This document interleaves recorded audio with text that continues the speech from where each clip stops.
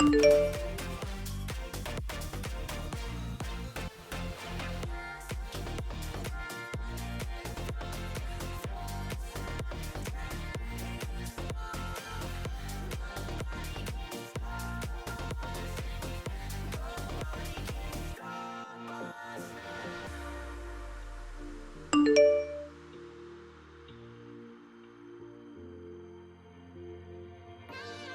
all this pain that I've gone through, you know I take it all for you.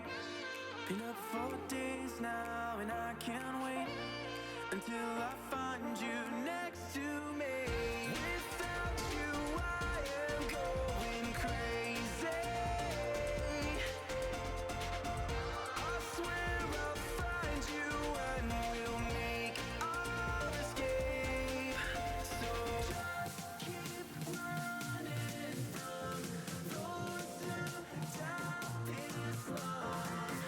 Nobody can stop.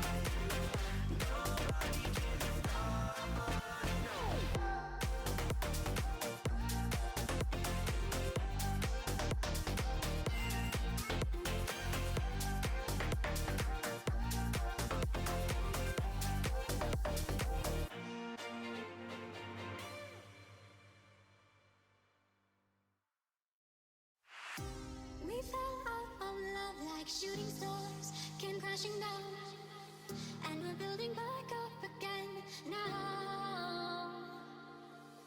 I see your heart, see your mind, see all you hide. I won't let you go, can't let this fight. When you lose yourself, I'll be right beside you.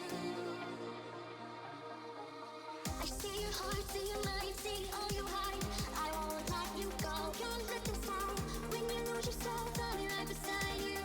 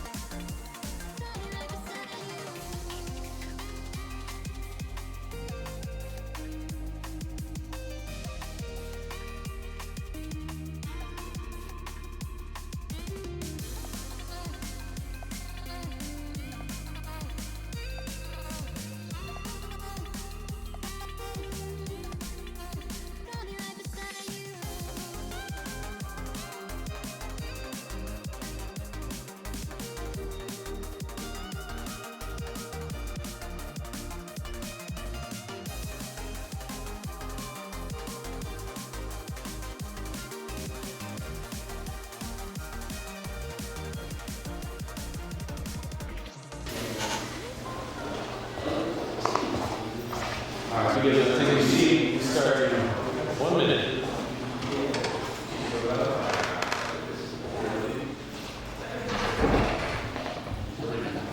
I was stuck behind this train. Yeah. I feel like I know exactly where it's at because I used to drive it. What? I know. It's okay though. That's why we have 4 media board minutes.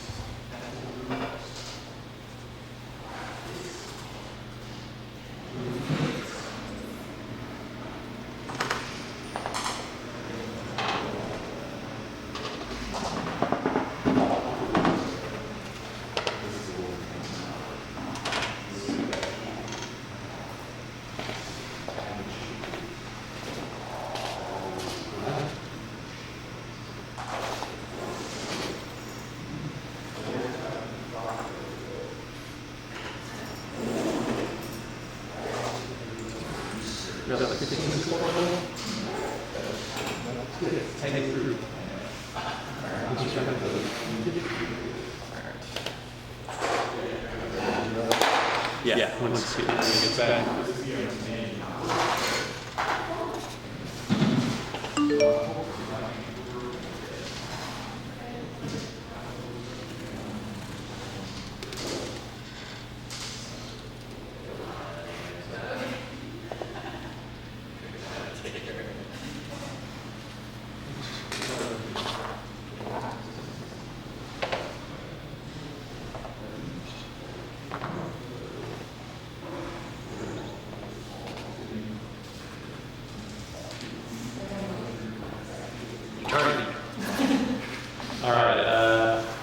Ready to get started?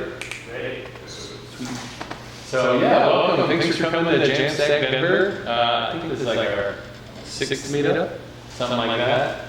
And yeah, the JAMStack. I hope you're all excited about it or know what it is. So if you don't know what the JAMStack is and you're here just as a beginner, JAM stands for JavaScript, APIs, and Markup.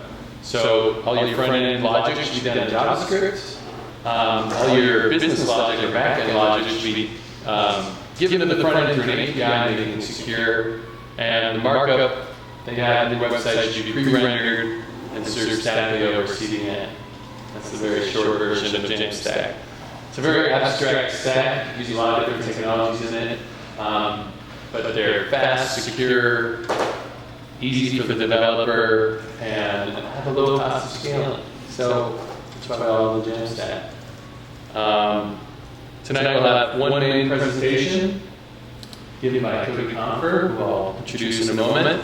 The bathrooms again are on both sides of this kitchenette. We have free pizza and salads, if you're into salads. Free beer over there, and please leave a message on a little paper. No one ever writes on that paper. We'd love more people to write on it. So yeah, why don't we kick this off? So this is Cody Confer. He's my friend and an old coworker. He works at Frontier Airlines. He's a senior .NET developer, very skilled. The longer the beard, the better the developer. So it's true with Cody. And he's going to tell us about Azure functions and how that plays into JAMStack. So give me a round of applause.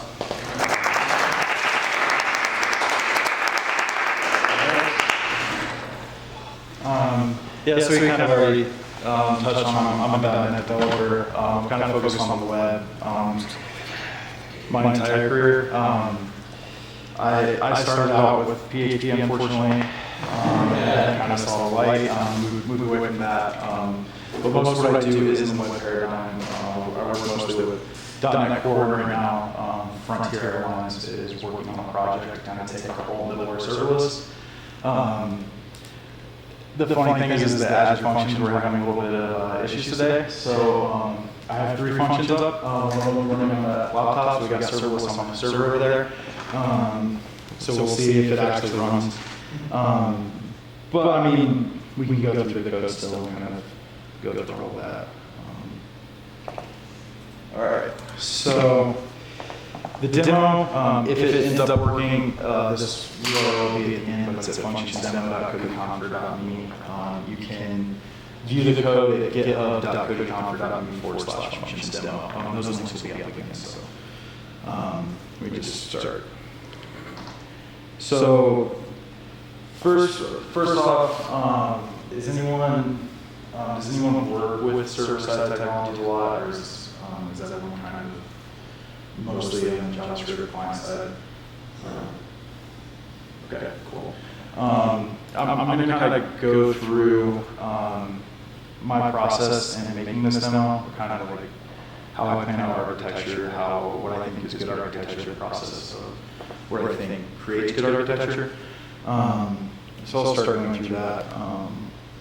So first, I like to start off with what is architecture, because you go to architecture meetings, right? Like your company's starting a greenfield project. It's like, all right, we'll get it over and let's try to figure out architecture. And you go in there and people just start kind of like, okay, well, we should use Angular, or we should use Vue, or we should use React, which, I mean, architecture isn't actually a tool set. Architecture is supposed to transcend tool set. It's supposed to bring together, multiple paradigms, like MVC is like a huge framework in .NET. I mean, they were doing MVC design pattern in the early 70s, so it's not new, it's just repurposed. So architecture is not tooling, it's not a design pattern, it's not a diagram. It can include those things, but architecture is a collective effort. It can be carried across tool sets, and it's a collection of paradigms, decisions, and philosophies established to help a dev team complete their goal of solving their business problem or use case. So that can include tooling, but that's a decision, it's not architecture. So when you've gotten to that point where you're having a front-end architecture meeting and people start immediately bringing up their favorite libraries, how do you get beyond that? So I think the best way to get beyond almost anything in development, but especially like jumping the gun and kind of like, well, let's use this. You need to, in the discussion, bring it back to the problem, right? Like, what are we trying to solve? It's like, well, I'm using Vue. Okay, well, if you want to use Vue, what are we trying to solve, and how does that get us to our goal? Because there might be inside conversation about that, and that might end up being a decision, but along the way, you get all those problems that we're looking at. All right. So how to create good architecture? I guess this is more enterprise focused, but the first thing is democratize, right? Dev teams rarely lack vision, but they often lack direction. So the point of an architect or someone in that position is to provide that direction, not by handing down what we're doing, but by taking, implementing direction and kind of moving the dev team vision towards that and kind of getting the consensus. Democratizing it, every developer is going to have good ideas. Everyone needs a sanity check, and it doesn't matter how good a developer you are. If you make every decision anywhere, you're going to make a bad one at some point, and you're going to wish that someone was in the meeting told you not to do that particular thing. I honestly believe that good software design comes from the bottom up, and good software implementation comes from the top down. What I mean by that is software design, right? Like, where are your design elements that you're going to be like, how are you going to bring it back to the problem? You're going to talk to people that are in the trenches every day. So you're going to talk to the developers that are sitting there working with all the issues, and you need to gather from them, what issues do you face every day? How can we make your life easier? How can we make this implementation run more smooth? What bugs do you see that we can overcome? X, Y, Z. Implementation from the top down is about communication. So you can't possibly solve for every problem, but when you're planning an architecture and want to be flexible enough to handle all of your business's problems, it helps to know what those problems are. So communication from the top down, if the people higher up, the high level vision, the business people, the BAs, everyone, if they don't provide like a cohesive vision, kind of bring that down to the developers, know the true scope of what they're dealing with, it doesn't matter what you plan for, because once you get that random curveball from left field, it's not going to matter anymore. You're going to have to break your architecture. You're going to have to patch things together, and that's when your application turns into a blow.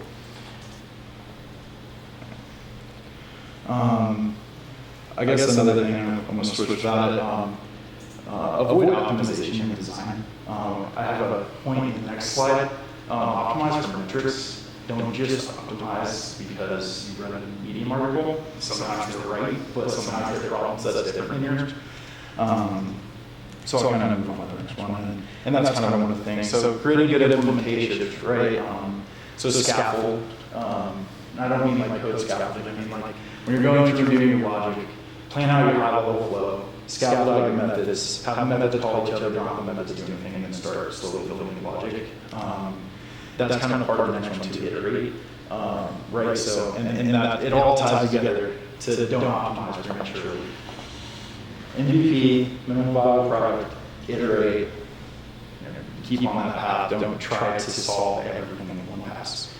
And then, as I said before, optimize for metrics, and that's kind of the same thing. Bring it back to the problem. Metrics will solve the problem. What's your threshold? What are the metrics that measure that threshold? All right, so now I'm going to kind of move into the serverless paradigm.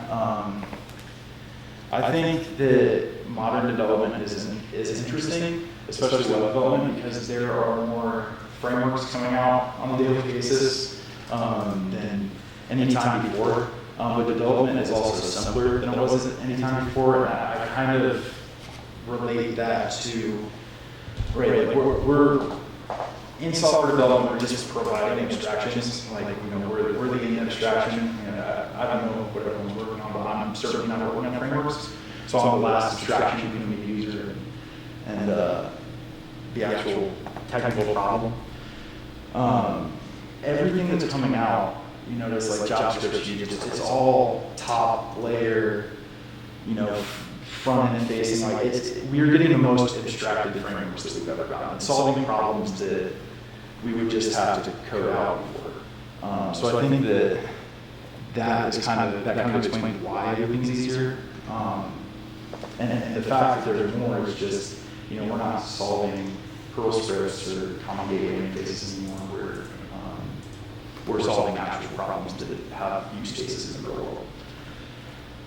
So serverless paradigm, serverless, there's 9 different flavors of it, but all of them are just runtimes that abstract underlying infrastructure from a logic application. So it goes beyond saying something is cross-platform. There's another runtime that will generally run on top of a framework and tie together the framework you're using as well as all the operating system, kind of like the logistics of keeping those running. They're generally containerized, they're generally distributed, and they're self-scaling. So that's one of the biggest draws to serverless architectures are you don't have to scale. So if you have like intermittent traffic, right? Like for whatever reason, whatever you're working on has a rush at noon every day, but then no one hits it for 4 hours. Well, that application can scale up and can scale down to 0 without having DevOps person next to go in there and tear things up and try to create more instances and then break state everywhere. They also the runtimes are tied to specific cloud hosts, so that's one of the downsides. When you're working with anything that's serverless, whether it's AWS Lambdas or Azure Functions, it's a good idea to kind of abstract most of your logic and push it down into services and reusable classes of whatever language you're using. So, if you have all your logic in a service and you're using Azure Functions and your company makes the decision, well, we're going to AWS, kind of chop the head off, delete all the functions, copy over your services, and you can just call your services from the landing pair.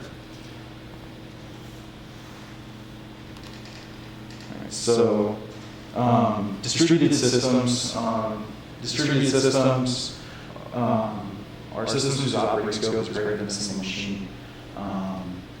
That causes a lot of problems for state. So, if you're used to developing an application where everything in your context is kind of just right in front of you, you don't have to run several different processes. You don't have to have a messaging service that kind of takes data from one instance and takes it to another. There's a lot of mistakes that are made when you're kind of switching over to this, because you just can't store things in memory, and caches don't work. You have to look at solutions like messaging or Redis. The plus side of the distributed systems, though, are modularity. So you take one web application or one web server application, you can break it up into 12 different ones. So now in 6 years, which is an eternity in enterprise software, whenever the business is like, oh, well, we wish we were using this, or we did this, we want to start rewriting this. Well, now you have 12 applications. So instead of one massive project that's going to go over budget and be complete disasters and complete failures, you're not going to have 12 of those. So the failures will be smaller and the business will be more forgiving. But it's easier to say, hey, I want to these two particular areas, authentication and sign up. Those two are not very performant. They cause the most issues. They don't make that's the area that is our problem area. You can tackle those first and you can prioritize things. And you can deploy those alongside the other web applications, and they can kind of be running harmoniously fine. They're also independently scalable and deployable. So, let's say you're releasing an API and you did updates to a quarter of your endpoints. Well, you only have to push out a quarter of your services. You don't have to redeploy everything. And you kind of scale back the risk of that potential failure of deploying something over here that's going to break something that was unrelated over here. It's just as a connection that wasn't seen. And that's kind of falls under flexibility as well. New features are not constrained by old designs, so you can release things selectively, and if you have a new problem to tackle, you come out with a completely new lower level architecture. You come out with a new code architecture that will solve that particular problem. For example, if you have a REST API and you decide that you want to do notifications based on certain events, well, now you can do like a reactive thing, or you can go with an observer model or an app model and kind of figure that out. Also, one thing that people don't think about in distributed systems is inconsistency, right? So you see this with Amazon a lot. Like you buy something, you don't get it doesn't show up in your bank statement for 12 hours. You don't get the email for 8 hours. It's because they have their whole system is distributed. They have a messaging system. It's like this giant queue system that kind of goes in. You post something, you add to a queue, and then different services pop off the top of the queue, and then those queues will work. You don't know when those particular things are going to get to that queue. Everything's happening asynchronously, so it could happen instantly, or there could be a delay. But you have to plan for that in front end. So if you're filling out a form and you're going to post that form and you're in a distributed system, it's a better idea to post that data and then display the data that you just posted instead of trying to go up and query that or wait for a response from the system. So it kind of changes the paradigm of the full stack.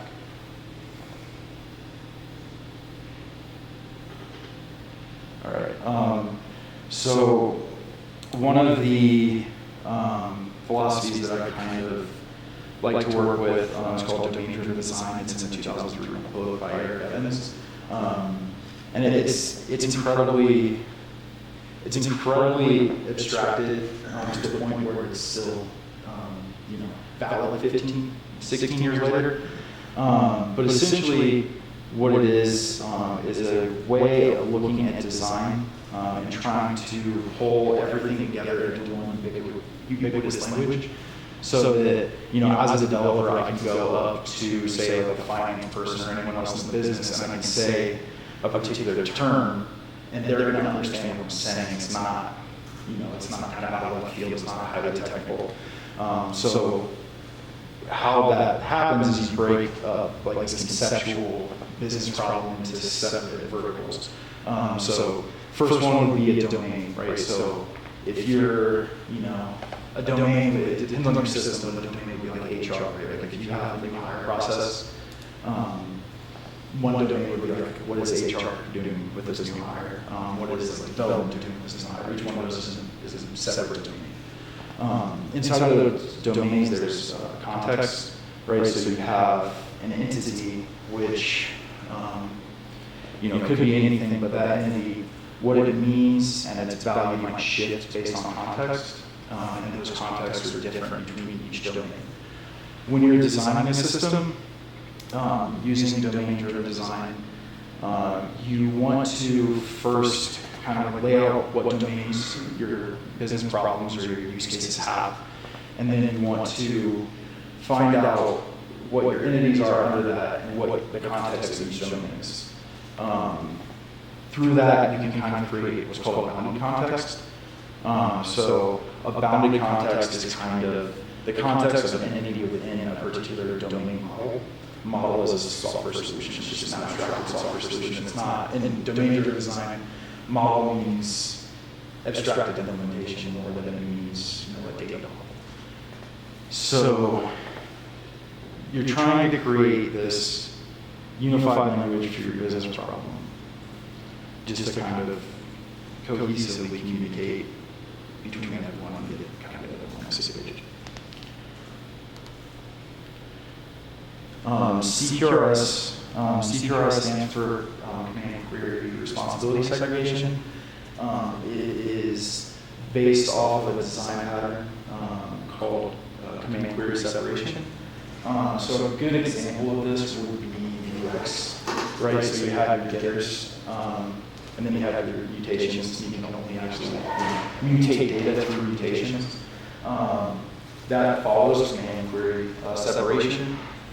Basically, what you're saying is you separate methods where you have, methods that write data, methods that read data. The methods that read data, everything is pretty much immutable. CQRS kind of takes that and kind of balloons it out. So where CQS kind of looks at method level, class level, like lower level implementations, CQRS is kind of a higher level overall philosophy for designing the entire system. So in terms of microservices or a distributed system or something like a collection of services APIs, you have an entire application that can only read data, and you have an entire application that can only write data.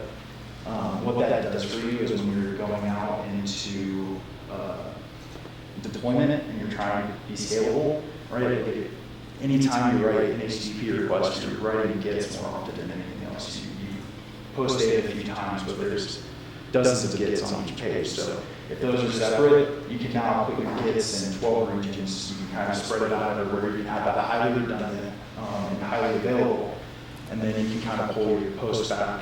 And where those are going to have issues, since this data is not immutable, things are changing, that's where you're going to have consistency issues, that's where you're going to have data integrity issues, that's where you're going to have kind of those bugs, and you're kind of just pigeonholing those bugs into that one area.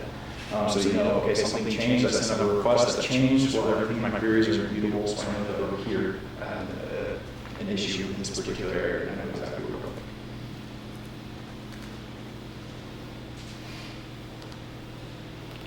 Right. So this is kind of the architecture of the demo that probably doesn't work, but the design patterns, one of the design patterns I chose, CQRS, paradigm, web serverless, and distributed philosophy is domain-driven design. I didn't include any of the decisions on this page because I have my next slide design, so that kind of ties into it. People just always equate the entire design, or just your design to the entire architecture, whereas there's a lot of decisions and thought processes that need to be calculated in there. So as far as design, the tooling that I went with was Azure Functions. So top is server-side.NET kind of stuff. So Azure Functions, SignalR, Azure Event Hub, Redis, C#, .NET Core. SignalR, if you ever worked with it, is Microsoft's abstraction to WebSockets. So it's still neat. It's kind of old news now that gRPC's been around and everyone's kind of, they just implemented gRPC on 3.0, so everyone's all excited about, SOAP contracts and stuff. I'm not, but if you need it, you need it. But what SignalR does is it kind of tries WebSockets and then uses various polyfills. So WebSockets doesn't work, it falls back to servers and events. If that doesn't work, it falls back to long polling, and then if that doesn't work, it opens up a forever frame application. But if you're doing massive and running your application on IE6, make it serve it. So for the front end, use JavaScript. I started out with TypeScript, but that just takes longer, so through that hour passed. Generally in development, I do choose to use TypeScript, but the frameworks I use were Vue.js, Next, and then I deploy that in the L5 CD. So we have 3 different functions. We have a query, a mutate, and a subscribe function. Or I call it an L5, but it's kind of like a reactive thing. So query data will pull data from Redis, populate historical data, mutate data. Doesn't actually write to Redis, it throws everything in an event hub, and then the notify function kind of pulls things from the event hub, throws that into Redis, and then sends out to all the signal hubs. So here's a particular event that happened. That solution is very over-engineered for what it did, but it's extremely modular. So the demo is kind of, it's a chat room, so every time a message comes in, an event is raised. So later down the road, if on that app, someone wanted to implement notifications, then you can just stand up a new function that reads off that event hub instead of having to tie all that code together. It just makes it modular and then extensible. So this is kind of the diagram, what's going on. So the bottom, we're going to Git repository that has continuous integration hooked up to the Netlify CDN. Vue and Nux are together, they kind of on the front end, and they render the static site, push it up to the CDN. Over in the Azure side of things, that icon there is under pipelines. So Azure pipelines is also keyed in GitHub, so it kind of kicks off 2 different processes because I'm in the same repository. If I was doing this for business, I'd probably separate them. But that'll kick that off, and it sends out those 3 function apps, and then deploys the Redis instance, and clears all the data in the Redis instance, and then ensures the event hubs run.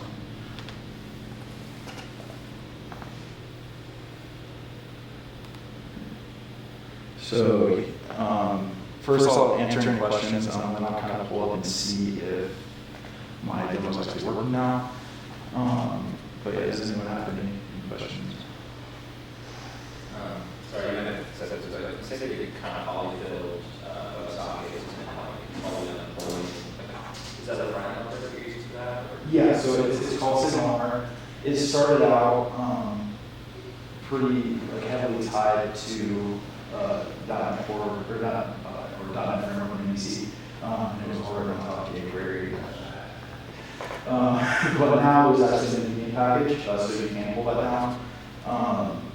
It does, it's an abstraction for the full stack of WebSockets, so you can't pull it down and connect to something else with WebSockets. They actually have used in Signal technology on the server side. So it's really nice to be building a full stack. You can kind of stand it up, and it's a really small amount of code to get it done. But if you're just connecting to someone else's endpoints and not using Signal, it's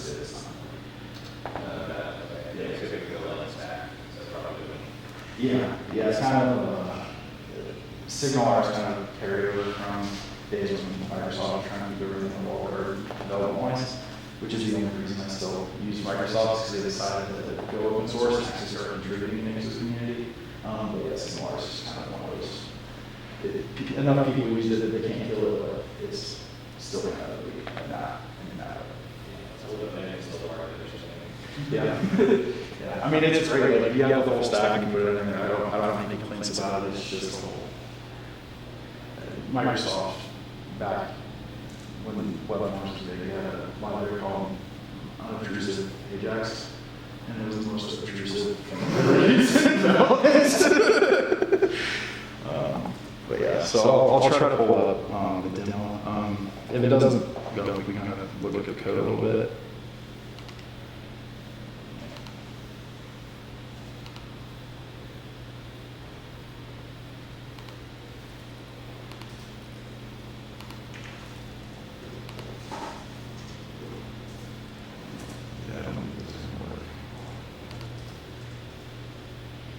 Yep. Yeah, their service is kind of down. So earlier today you couldn't configure any function apps, and then now you can't hit any of my endpoints. The ones that we have in production, you can, but the ones I created today. So I'll kind of go through the code. There's a little bit mess in here, but I'm going to pull open the function code to just kind of show how little C# you need to write. And also functions, you are able to write other functions. The function runtime was built with the .NET runtime in mind first. So I always choose .NET because it's always a case of, oh, functions have this feature, only for C# for the next 4 months. So it's kind of downside of that. Going with Node, I'd probably go with AWS like this. So I have the services. I kind of abstracted most of my logic out into the services. Close the mock data. But as far as REST goes, Stack Exchange actually has a package for C# they released. I'm using that. But it really is incredibly simple to get up and running. This kind of appears just boilerplate. We have a lazy connection to REST itself, pulls in the connection string through environment variables, and then it kind of calls the lazy connection here. So this boilerplate, you kind of take this, and you can copy and paste it in any class in your app, or abstract it into a base class if you have more time. And it's reusable everywhere, but after you have that infrastructure in place, all you need to do to actually call Redis is this. So you just variable db Redis connection get database, and now you have pretty much every set of functionality. So they use string set, string get. If you're familiar with Redis, they have several built-in data types, caches, and queues and lists and whatnot. What's the library again? It's called it's Stack Exchange.redis. So Stack Exchange is Stack Overflow company that owns that website. But yeah, you just kind of pull that in, and then you can use string set. So I'm using string data types because most of the time if you're just caching, you're just going to use string data types in Redis. So that's incredibly easy to get up and running, and this only has like 132 lines of code. The function itself is just this, right? So like all you need to do to stand up an API for function app is have those lines. Like if you have an empty method, it'll still kind of get a request and send a response back. So you just kind of make your method, and then set it as the HTTP trigger. You set what action verbs you want to use, so you can, in Azure Functions, you can actually go in and say, I want this particular endpoint to accept a post, a put, a get, a patch, and a delete. You can go through and you can parse the verb, and you can like send it to different services so that you don't have to worry endpoints 900 times like you did web API and other older API frameworks. They also don't just have trigger functions. So you pull up. This is the query function app. This is my notify. So this one's using different. Restore. Ignore the lines. I haven't pulled everything from you yet. Yep. Yeah, no problem. I don't do just.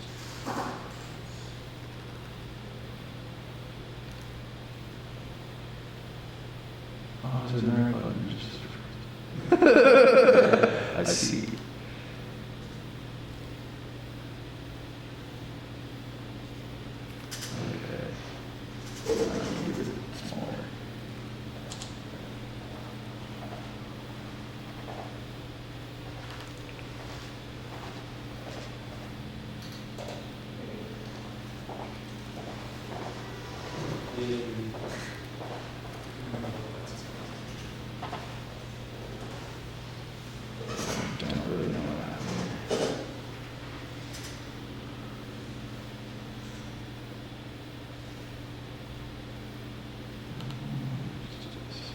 of to get it all.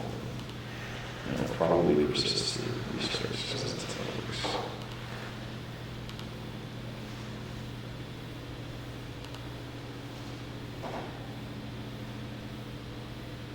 Okay, here's an idea.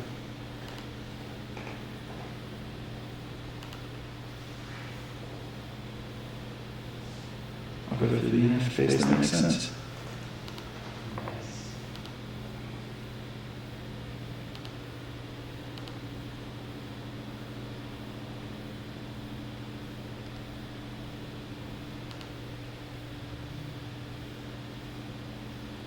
All right. So this kind of has both. So Azure actually has a signal service.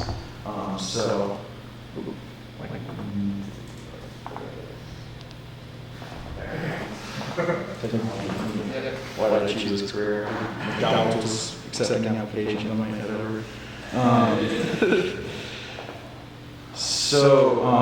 Azure has a signal service.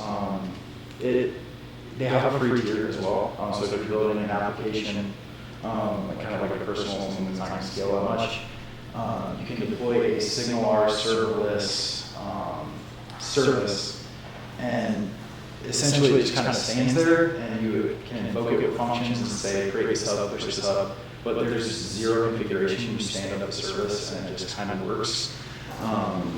The only configurations you have to throw a SignalR service connection string in your application. But functions are kind of cool in that the runtime will inject things into your application. So here, there's actually SignalR connection info that's getting sent in. So how a client will authenticate with a SignalR service is you do have to have functions stood up that can handle it, but you call this negotiate endpoint. The function runtime automatically injects this connection info object into your method, and it contains all your keys, your endpoints, basically everything that they need to keep secure so that you don't have to store it somewhere.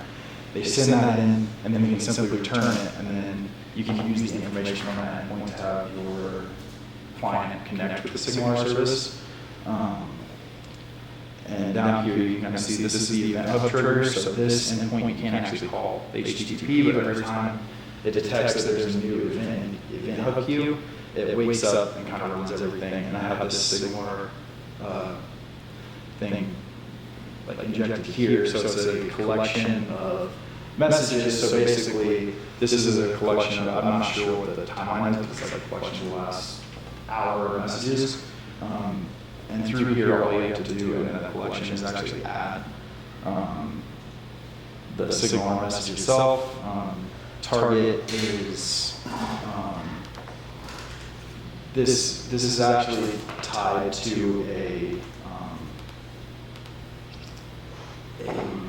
method on the front end.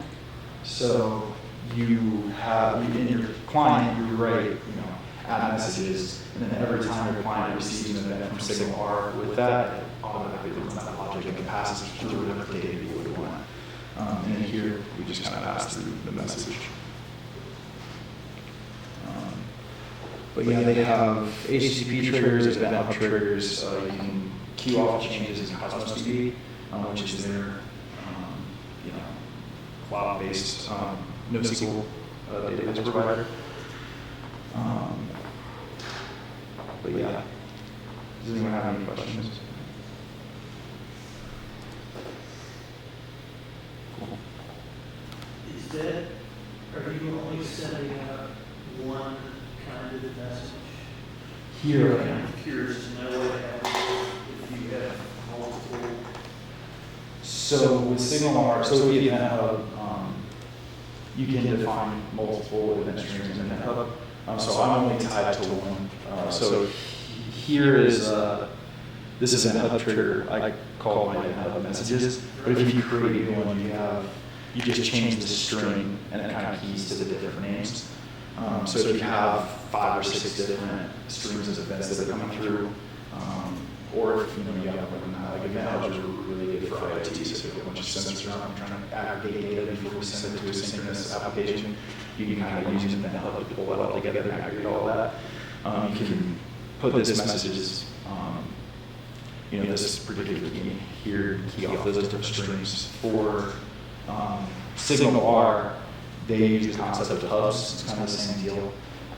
So the cool thing that you can do is that they not only have hubs, but they have filters, right? So you can pass into a message hub, and you can pass in the room ID. So if you have a chat room application, and there's 5,000 open rooms, you can send in that ID that corresponds to that room, and it will only send that message or push that message to clients that have subscribed to that particular feed. So that's really where Signal R kind of comes in. It's kind of aggregating and scaling WebSockets. How can you build a server that kind of creates that separation without spending tons of time code, dealing with tons of bugs. Do you have like a particular way you map these Azure functions to the front end? Like, do you kind of lean more towards like have this like gateway thing and like the front end talks to this thing? Because you mentioned you can delegate out to other functions.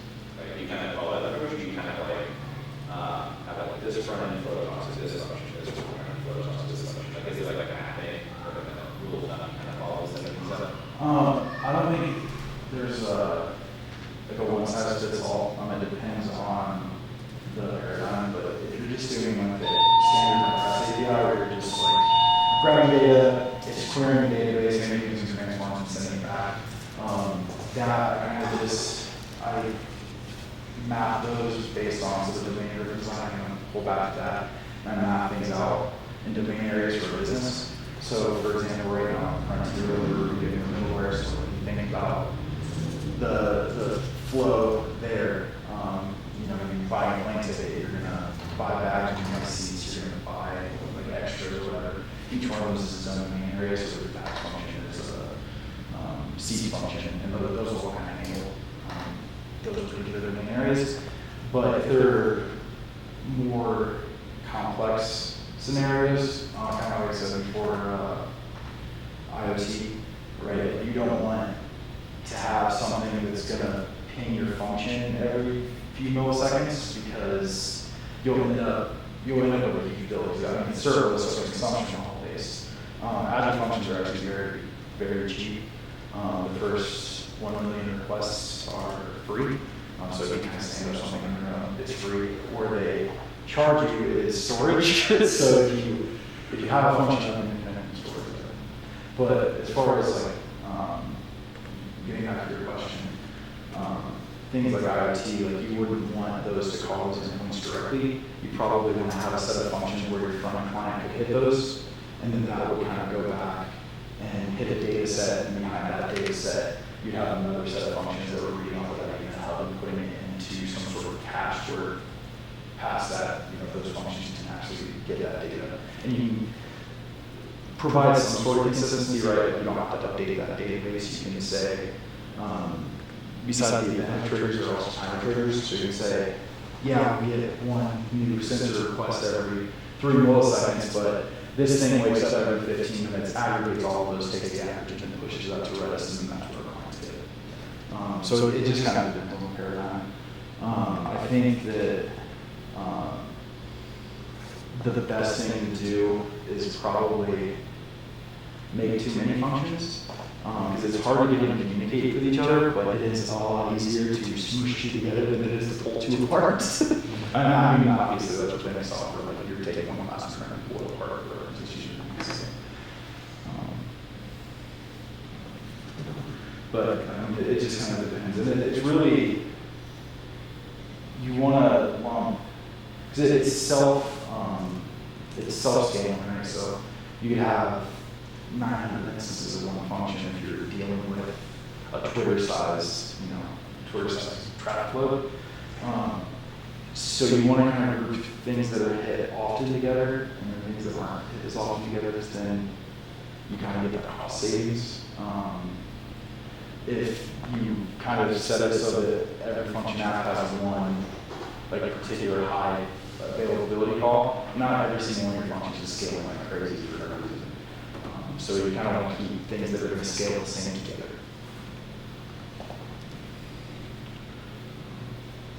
You guys use Azure API gateway? Yeah, so we're actually we're using Azure what's called API management.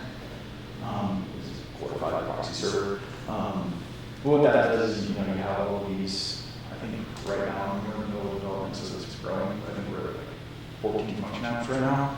Well, that's 14 different domains that would need to be assigned. That's 14 different configurations, 14 different, implementations of different things. So how we kind of bridge that together is one, you get packages, and then if you're doing the other beginning packages, so we kind of take some shared code.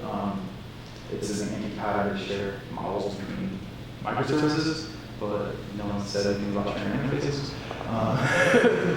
So we do that, and we use API management to kind of tie all that together. You can take a domain and you can set that domain to the API management instance. Now, as far as like cores goes for your front end, you don't have to do anything with that. You call API management kind of passes that particular request through to the other function. They also have Azure has like function proxy apps. They have load balancers, and they have several tools that do that same thing. API management just allows you to segregate things nicely. So you can do versions of APIs. So you can like append version 2 if you want to do some A/B testing, like direct 60% like traffic to version 2, 40% version 1, and slowly roll that out. Those kind of things are possible with API management or with proxy services. You mentioned another JS or JS. Yeah. What would you use that? So it's a framework that sits on top of Vue.js. It's like a static site generator. So basically, it makes Vue easier if you can imagine that. It renders things in server-side bundles and client bundles, and it kind of abstracts a lot of communication that actually happens. So if you kind of follow the patterns, you get an extremely lightweight and performant website without any effort. They're just kind of all best practices. But it's the same code, it's just a different structure. So I'll kind of pull that up. I forgot about that.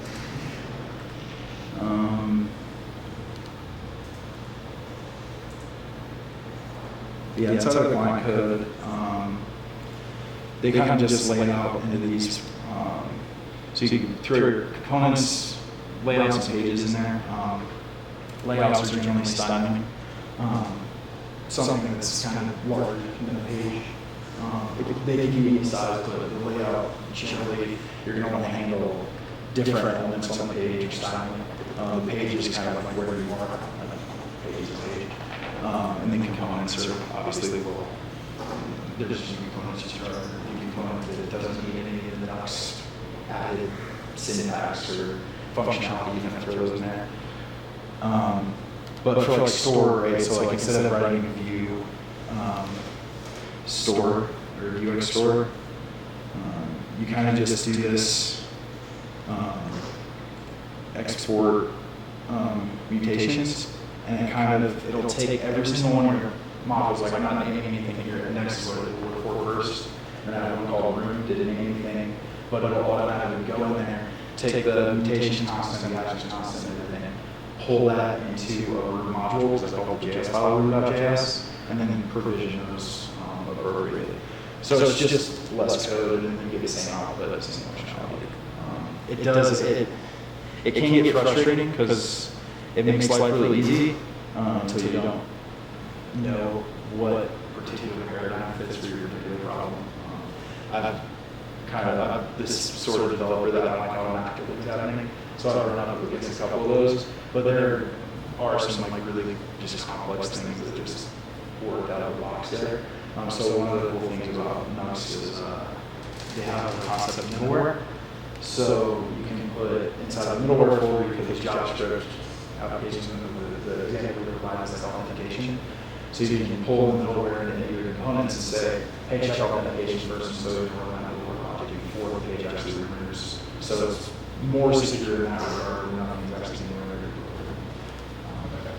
But yeah, it's just a bunch of developer reasons. So when you say it pulls the constant up, it's basically like a wrapper. So you'd be able to say root dot mutations dot root. So like kind of traverse to that. So Next provides an additional build step. So let me open it up.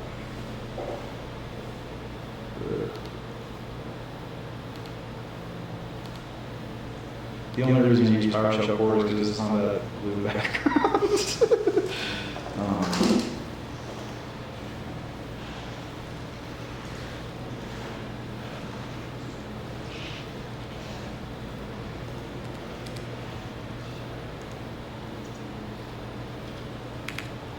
So when you're actually, you kind of configure it. It has some configuration file and configure your package.json. And it actually runs through its own build step. So you have all of this, and when you're pulling everything out, it's actually when you're running. The command is just Nux. It's either Nux for development or Nux generate to actually generate everything into something that's Quill. But it's actually taking all your code and then putting it into the appropriate disks through this. So you can actually build it and then look through the disk folder, and it's a high-level abstraction, and then say like TypeScript to JavaScript and actually read it. Like, hey, we didn't even know. But yeah, so that's kind of how it works. And one of the pluses in Netlify and going through deployments to like Netlify CDNs, it very seamlessly plugs in continuous integrations. I mean, I used serverless CI, I used Azure DevOps, and I think those tools are great. They're all powerful and Netlify provides.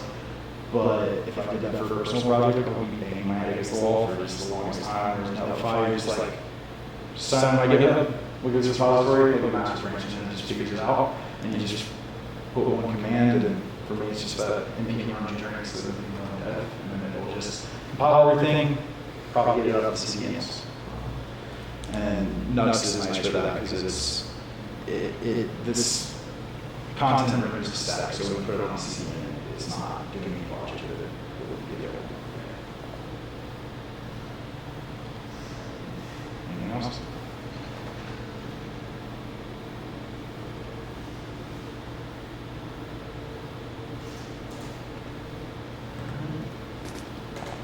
Let me see if my little question runs and then I'll wrap it up.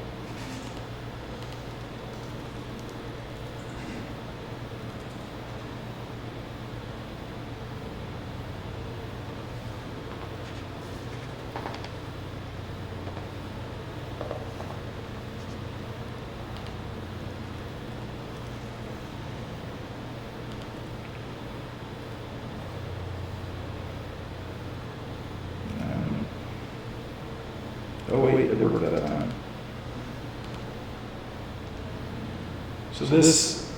So we just kind of saw kind of how that happened, but it took a very long time for the first message to come through. The reason for that is that serverless solution scale 0. So you have like 2 stages to start. You have whatever time to get your request to get through the gauntlet of whatever framework sometimes is thrown at you. And then you have a cold start where you ran to 0 container instances and Azure functions behind the scenes just stock container running on top of Kubernetes, and then it runs its own runtime inside of the container. So that extra time, the cold start where the Docker container, the first Docker container has to like load up, the startup class has to run, and all of this initialization has to happen before that actually happens. But after that's up, it kind of stays there, and then as we post more things, it's a little bit faster. And one thing about this is that I did, using an event hub, whereas generally if this was just solely a chat app and I wasn't going to add anything else to it, I wasn't trying to distribute or trying to demonstrate what a distributed system could end up being, you generally just connect directly to Signal and you don't have two levels of potential consistency to kind of go through. Yeah, that's pretty much all I have.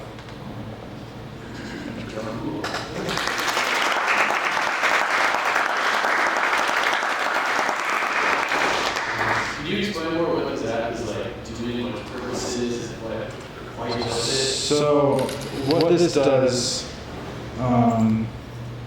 is it's just chat. So I was just going to throw it up and then just have give people the ability to like post to it, but for whatever reason it's only working dev right now. Maybe before, of course, but here it's if I just type in a user, I'll see if it actually wants to do this. But I go to the other window and you can actually see kind of how these things. And so,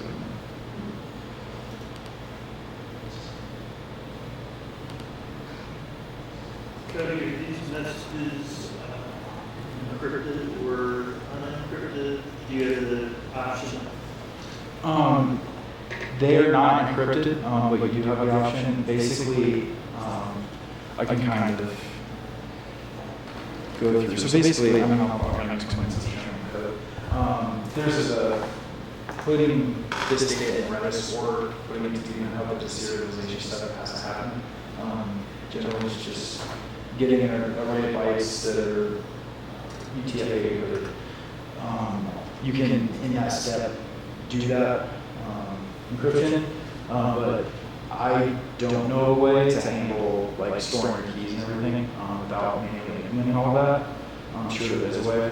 I know Azure has a technology called Azure Key Vault, which is kind of neat. So you can like put that in there, and you can write code to say, I grab this key from Azure Key Vault, and you have a dev instance, and you have an Azure instance. The code doesn't change to whatever your dev version. They don't have. I assume they must have some kind of a socket that would run over TLS, so that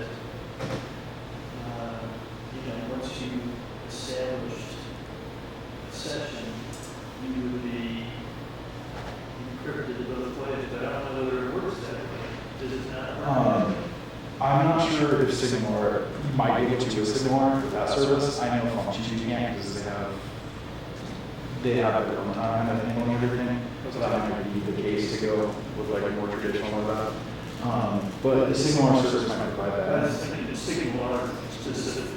Well, there was also, so I went to this year, one thing that they were talking about is, so Microsoft Teams and Skype, they kind of use the same underlying RTS real-time technology. So they're talking about kind of pulling out the guts of that and sticking it up in Azure and making that service. So that the way you do like video calls, conferencing calls, and everything through Microsoft Enterprise apps, you can just kind of pull down, pay for it, and implement that in your app without having to figure out how to do real-time communication. Which would be a great way to make money. Oh yeah, I was going to say it sounds like a great way to run an Azure. Yeah, that's kind of the thing. Like, Azure has a lot of free tiers, and they've been better about it. And I think providers like Netlify for that, because if Azure's only competing with AWS, we're screwed. We're not going to afford anything you can do for like personal projects.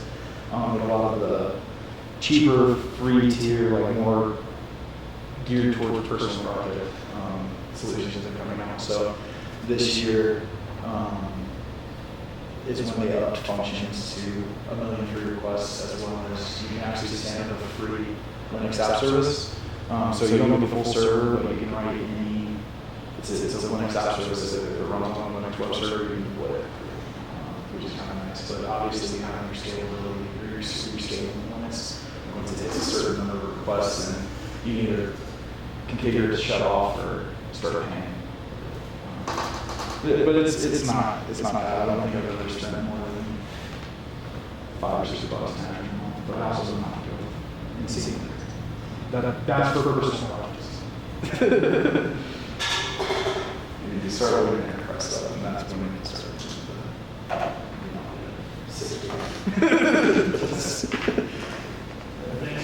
Absolutely. All right, well, now I'm on.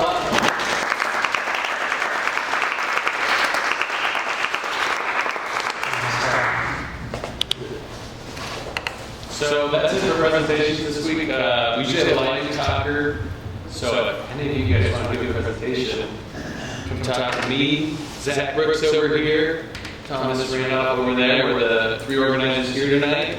Follow Nick Teets, who's not We have a here. form set up. If you go to jamstackdenver.org, you can click the link and fill that form out. We can either help you out talk or please submit one to us.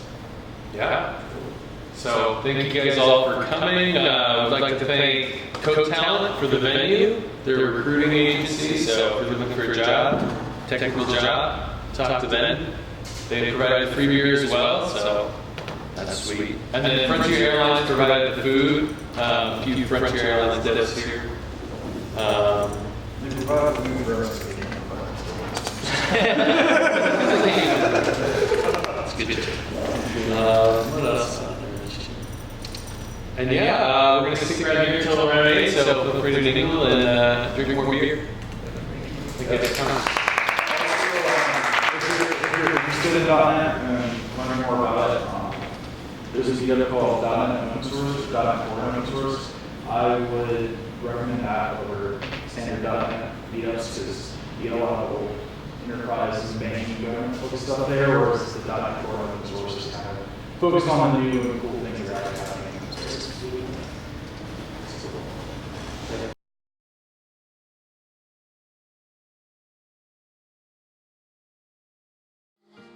And we're building back up again now. A man who on every occasion